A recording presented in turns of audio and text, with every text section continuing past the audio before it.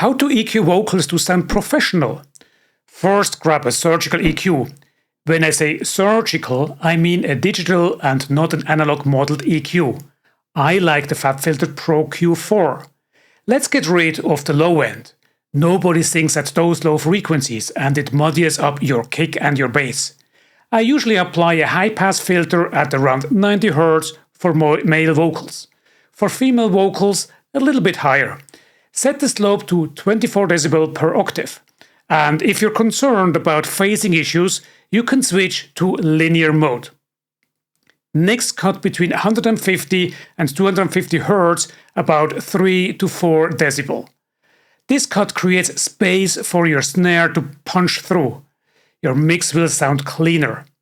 To give some airiness to the vocal, boost at the high shelf between 10K and 20K.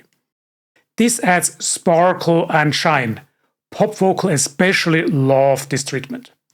Next, we look for frequencies which poke out a bit.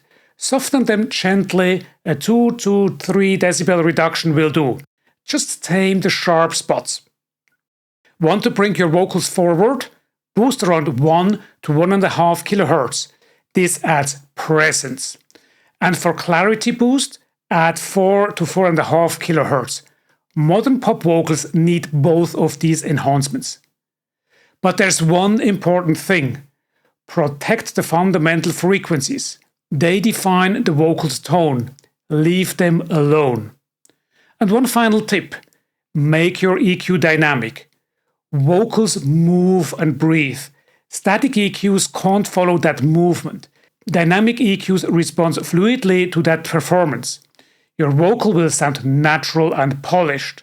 Let's listen to the untreated vocal first and then to the adjusted one.